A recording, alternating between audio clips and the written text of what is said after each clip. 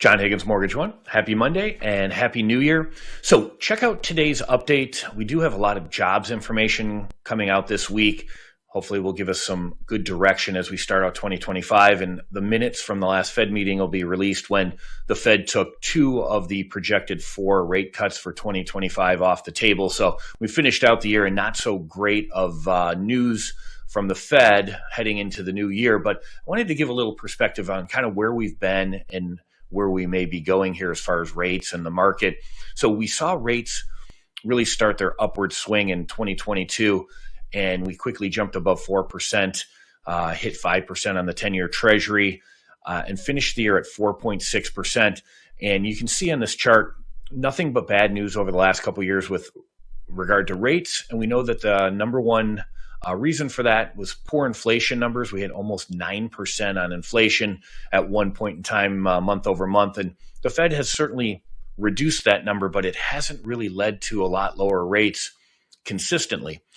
When rates rise, we see that home sales fall. And in fact, when you look back to the pandemic and when we first came out of the pandemic and rates were super low, we're well over 6 million in home sales. And now with the higher rates over the last couple of years, we've really had a hard time maintaining a sales rate barely above 4 million. And that's a 37% drop over the last couple of years. And I think most of that is, as we would agree, is got to do with the rate lock phenomenon that we're finding our sellers, they're unwilling to move and give up those lower interest rates. There have been a couple moments this year. We started out in 2024 in really good shape with interest rates, getting close to 6% on 30-year fixed mortgages. In May, due to some bad inflation number, we jumped to the high of the year, well over 7%.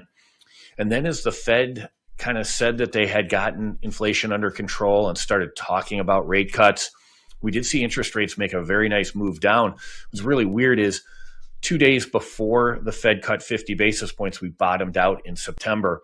And then after the 50 basis point cut by the Fed, which would think would be great news, the inverse happened. And again, some bad inflation numbers, maybe some more robust jobs numbers came out, and rates just made a run for the ceiling again. And we finish out the year just under 7%. And that's not a great place to be because that's where we've been here over the last couple of years, and it hasn't helped our sales at all.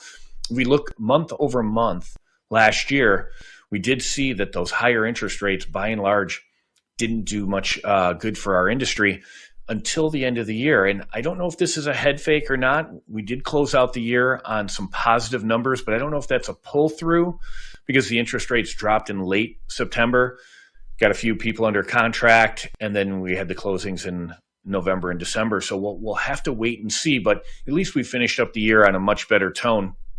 And maybe that says that finally some of these sellers and buyers are getting used to the fact that interest rates are not coming down anytime soon. And if they're going to move, might as well move now.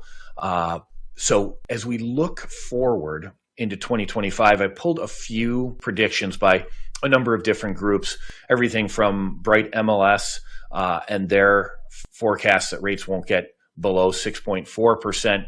And then if we look at the National Association of Realtors, who probably has the best outlook as far as interest rates go, they're projecting that it would drop below 6%. But as you can see, nobody's really excited about the prospect of us seeing interest rates getting a lot lower anytime soon. In fact, the 2026 forecasts are almost unchanged from what they're projecting this year. So that's not great news, but not all is bad. As inflation numbers and jobs numbers come out through the year, and that things can change quickly. And if the Fed really can get their arms around inflation once and for all and make some more progress towards that 2% figure that they really want to achieve, the whole reason that we've stalled out on interest rates is because the Fed has not been able to move markedly towards 2%. We came from 9 to 3 quite quickly, and then there's been very little progress since then. So we'll get a little more information this week with the jobs numbers that'll start off the year, hopefully with a better tone to the bond market and mortgage interest rates. And we'll update you next Monday. Take care.